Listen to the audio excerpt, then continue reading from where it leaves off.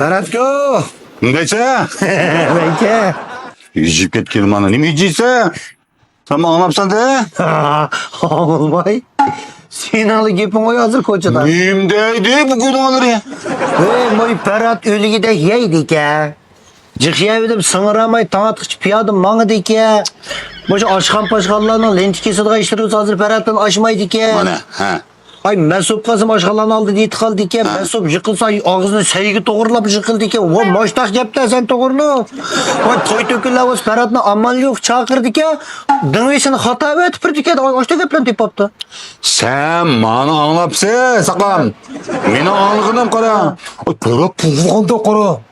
O şu kolu nan tuğulup tutup. Onu demem ma. Ha. Hey Berat'ın beş paka olup kalsa yastık olmay. Toğaş koymadı diye bir şey kılıp. O şimdi gel. Ma öydün ayıgımans kolu gırdeyi aldık. Ne. O ne? Berat kiç vaxtıda tuğulgan çağda bir daş kazanға itettik ya elki. Bulmak ne? Ağzığı kirelki bilen koyup ettik. Aşoğlu gepler. Cilim saklam. Ben nerede açtakçı? Üstten bilsen koy. Nerede açtak? Ya. Saklam bilsen koy. He daha koy. Oy gepligeni tapıyordu oy kalk.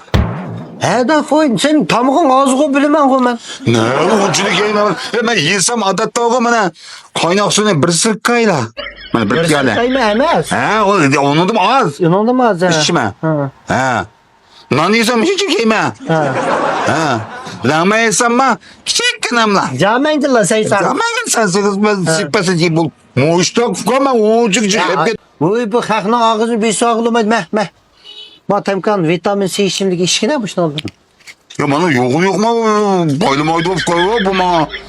Yoğundan mı Sen sana da? hazır ne mi dedin oy? Muşu vitudu sana tössün ma bu. Yoğundan baba. Baba işkendi gibi yoğun içeceğim ne baba.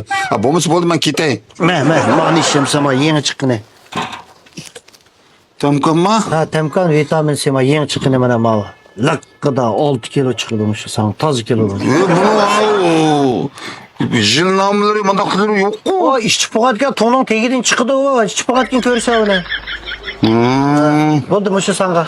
Buldum yok bir şey. Köyün bir pas ayıp çamaladın da bana jigim sumi itevesi ma çoğun tonlu. Ya bulma itidim var o pul nolu gibi. Hey sakın. Ala buda yani oşta dap kalsa sen bana inim koyam.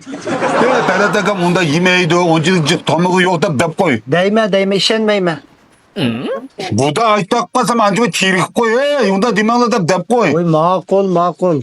Ama buda kim maçta dese Berat'ım. Udul verip sana dep. Aman ne? Buldum aklımdan sonra. Vay. Benizinin tişiği temkanda biz koysam ekti bir dey bu.